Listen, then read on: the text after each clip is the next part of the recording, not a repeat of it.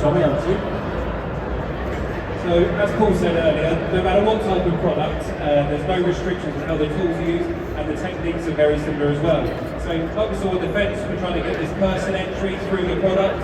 So, there'll be various tests that the guys will attempt, levering it up, overcoming the locking system, and physically trying to cut holes in it. So, like with the fence, we'll probably start with actually how feasible is cutting through the product. So they're going to start using the category A tools and it'll work up from there. So what key is selected to start with? The tire lever and the knife. So again, two category A tools, quite concealable, but we know this product's rated to SR3, C5, so it should offer good resistance against this type of tool.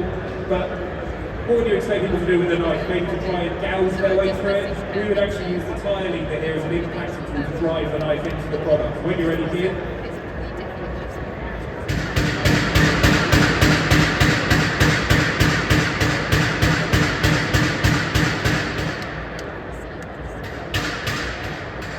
We've driven the knife inside this to the left, and we're going to try and cut the product.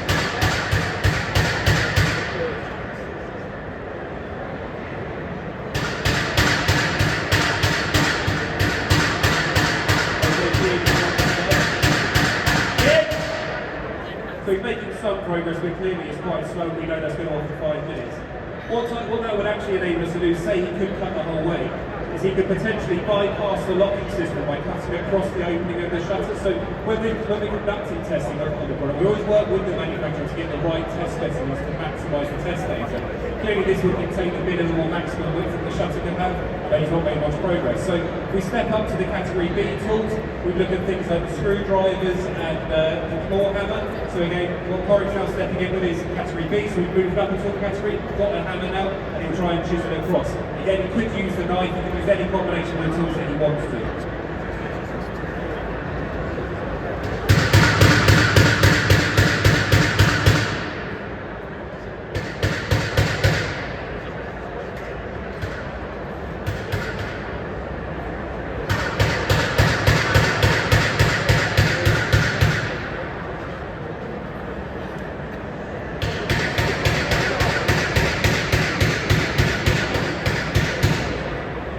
So again, he's made a little bit more progress. You can see a hole in it, but clearly he's not going to be cutting across the whole width of the shutter, or cutting an aperture that's going to be large enough to pass the block through.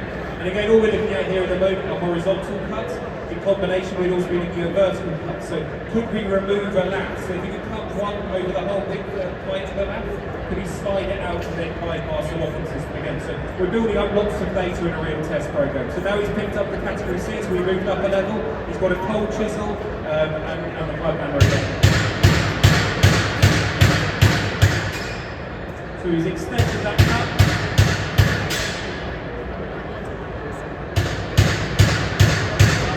And now it's large enough to get the axe in, and then you can progress across with the axe.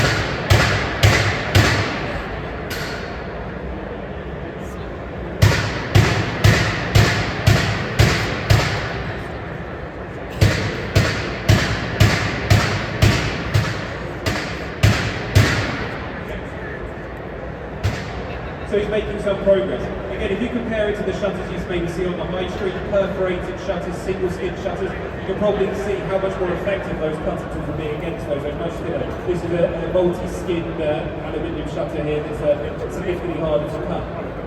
So once we're satisfied that we can't actually make a hole, whether that's the full entry hole or bypassing the locking system, we'll also look at things like the guide. So can you drive the shutter out of the curtains, which Keane's going to demonstrate in a second? And can we lever the curtain out? Can we deform the guide? The testing is the first bit of the certification process. What you'll actually see on the certificate, so the assessments that happen after the testing, are all the caveats and rules associated with the product. So how it can be installed, what locking hardware needs to be fitted, whether it even needs locking hardware, and the other compatible features. So at the back of any LPCB certificate will explain internally face fix, reveal fix, externally face fix. All these things have an effect. So what Keane's going to try and do now is drive the shutter inwards. But if this was fixed against the reveal, then that guide would be supported. So it's very important to test the right products, but then the certification happens afterwards. So category C, plug hammer and driving it inwards.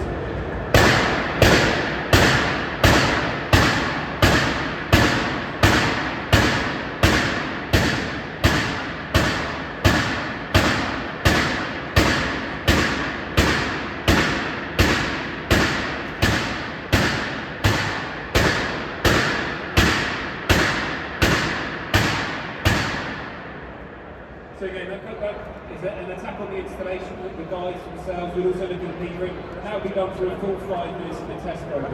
We'd also look at trying to bend it the other way, also cutting into the guides themselves to split the guides and release the latch. Then just some of the tests that we don't know. We'd also be testing the locking system, using all these combinations of tools, the scissor jack, the drill. Could we release one lock, say in 3 minutes, and spend the remaining 5 metering it? Wider curtains, could we split them and separate them front to back to try and pass the block through? So there's 10, 20, 30 styles of attack, and all these combinations of tools you see in front of you may be used to achieve those. So I'm going to do an introduction as to how we go about testing the roller shutter. We'll move on to the next product.